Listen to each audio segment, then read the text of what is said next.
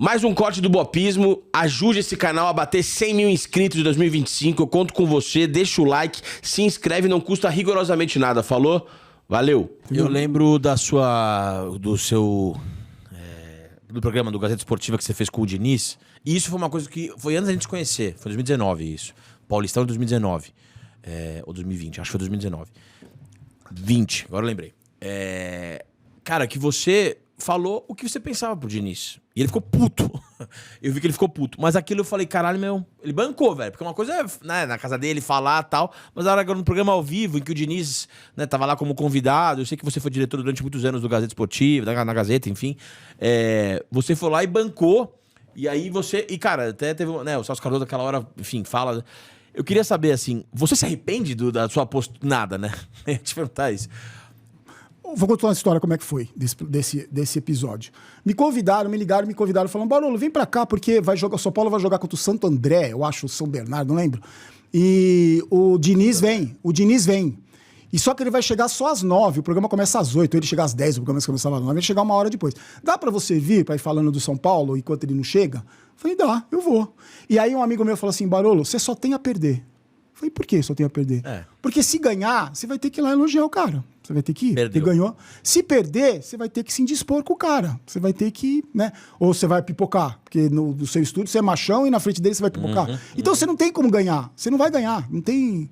Desiste, inventa uma história. Eu falei, cara, é justamente por isso que eu vou. Porque se eu falo que eu não xingo o jogador, não chamo de filho disso, filho daquilo, eu critico o trabalho. Se eu falo aqui, eu vou falar na cara dele. Não é falar na cara dele. Eu vou dar minha opinião. Não é. Tanto que se você assistir o programa, eu não distrato ele em nenhum momento. Zero. É que eu tenho um jeito de falar, que é grosseiro. Que a minha mulher fala, você é cavalo pra falar. Você vai elogiar, é estúpido, elogiando. Porque eu sou italiano, eu falo cuspindo com a mão e tal. Eu fui. Chegou lá, o Flávio Prado é muito amigo do Diniz, né? Eles são muito amigos pessoais, assim. O São Paulo perdeu. Eu lembro que o São Paulo teve 300 oportunidades. Sim. Fez um gol de 2-1. Isso. Quando acabou o jogo, eu gravei o vídeo e falei assim, ó, seguinte, dei opinião e tal. Eu falei, ó, eu tô indo lá no Mesa Redonda da Gazeta, o Diniz vai estar lá. E eu vou perguntar pra ele o seguinte, eu já vou adiantar pra vocês o que eu vou perguntar pra ele.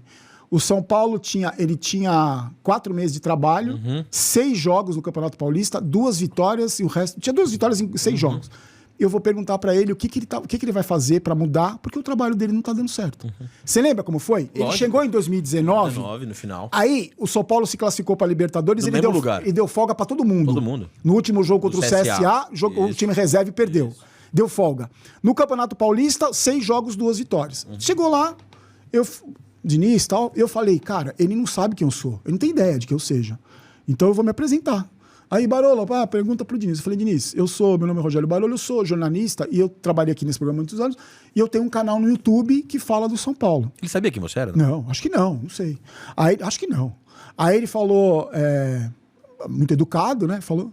E eu falei, então, eu queria saber de você o seguinte. E naquela semana ele ia receber da seleção brasileira o Antony e o Igor Gomes. E eu falei, eu quero saber exatamente a mesma pergunta. Quero saber o que você vai fazer porque o seu trabalho não está dando certo. São 6 jogos e 2 vitórias. Então eu quero saber o que você vai fazer. E aí, porque toda vez que ele foi no programa, ele era paparicado como um Guardiola brasileiro. Ele jamais imaginou que ia ter um doente lá, um louco, para questioná-lo. Então aquilo, a expressão dele é de, o que esse cara tá falando? Ele nem me elogiou, porque tava todo mundo elogiando ele, né? Nem meu Miller, o Vampeta, eles também são amigos, e não tem problema nenhum de elogiar. Mas meu papel lá não era esse, não era ser amiguinho, não quero ser amigo desse cara, não quero ser amigo de jogador, de treinador, não quero. A pergunta é pertinente, porra. É ofensiva a pergunta? Não, zero, porque... E a minha opinião, o seu trabalho não tá dando certo. Você não tá falando assim, o que você vai fazer pro trabalho que não tá dando certo? Porque tinha 20% de aproveitamento. E aí, o que acontece? Acontece aquilo com o Celso Cardoso, que ele começa a falar e eu falo pra ele, respondo pra ele. Talvez eu me exalto mais com o Celso Cardoso do que com o próprio Diniz, só que eu tenho um jeito de falar. E aí, uma coisa que me irritou na hora que o Diniz falou foi que ele falou assim: a torcida do São Paulo tem que ter paciência.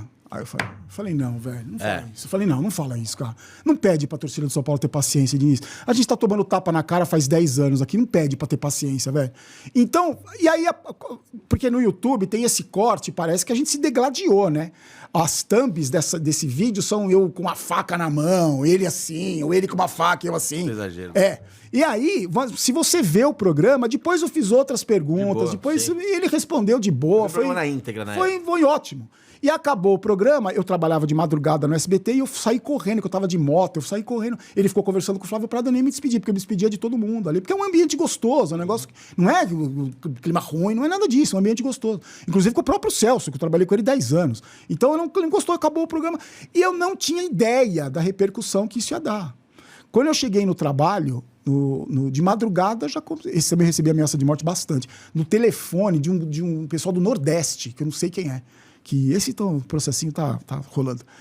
E aí eu recebi ameaça de morte, porque as pessoas defendendo o Diniz. E eu, né, com esse exposto no programa de TV aberta, mas eu não me arrependo de jeito nenhum. O Diniz é velho. uma das figuras mais divisivas que eu me lembro da história do futebol. Ou ele é meio sectário, no sentido de ou se odeia, ou você não suporta o jeito dele trabalhar e tal, ou você ama e você defende do dinizismo, caramba e tudo mais. E naquela época eu lembro que eu fui contra a renovação dele no São Paulo, porque ele chegou em quinto e manteve em quinto, ou em sexto, e o São Paulo só foi pra Libertadores porque tinha excesso de vaga e tal.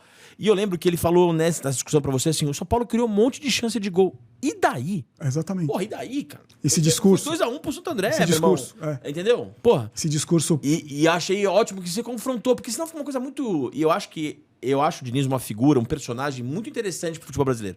Ele tira todo mundo da zona do conforto, da mesmice e tudo mais e tal. Mas esse descolamento do tipo... pra mim, ser campeão não é ganhar troféu. Pô, velho. Deixa eu te contar uma parada. Ser campeão é ganhar troféu. Então eu acho que aquele dia você confrontou ele de um jeito que qualquer um que é torcedor tu confrontaria, né? E aí o que aconteceu? O São Paulo começou a crescer na mão dele. O São Paulo foi... E eu torcia desesperadamente. Eu falei, se o São Paulo for campeão, tem um quadro dele aqui atrás. Você colocou o Luan, né? Colocou o Luan na volância. Porque o Luan não tava jogando. Não. Ninguém queria, né? Ele colocou o Luan, foi meio obrigado a colocar o Luan. Não foi que ele quis. 2020, é isso aí. Ele colocou o Luan, o São Paulo parou de tomar gol. É isso aí. E aí... O São Paulo cresceu. E aí você imagina o que eu ouvia. Nossa. Porra, você não sabe nada. E repetindo o trecho, criticando ele e tal. Quando começou a decadência, eu fiquei puto porque o São Paulo começou a perder. Porque eu tava torcendo pra ganhar. Não quero... Quando ele foi demitido, eu falei, vocês pensam que eu tô contente que ele foi demitido? Ele foi demitido, é um fracasso do São Paulo. O São Paulo fracassou de novo. Essa diretoria contratou errado de novo. A gente tá aí sem treinador de novo, porque contrataram um técnico horroroso. Mais um técnico horroroso. Mas nunca foi pessoal. Ó, eu fiz uma live assistindo Boca e Fluminense. Torcendo desesperadamente pro Fluminense, velho. Torcendo, vou torcer pro Boca, cara. Não, eu torci pro Fluminense, tava torcendo pro Fluminense ganhar. É mesmo? Porque eu tô torcida do Fluminense, nunca tinha vencido, cara, eu torci pro Fluminense. E depois que você vai se ligar que ele é o treinador, não é? Eu vou torcer contra porque é o Diniz. Não existe, não tem essa mentalidade, entendeu? Eu não vou... foi o único título que ele tem na carreira, né? O da Supercopa também. Recopa. E o resto foi, né? Tem 15 anos de carreira, não tem título nenhum. Ótimo, beleza. Mas jamais vou torcer contra. Então não foi pessoal contra ele. Se você me perguntar se eu quero ir no São Paulo de novo, nem cravejado de diamante. Mas não é nada pessoal. Sim. E essa discussão ficou marcada porque... Sim. Né, ficou...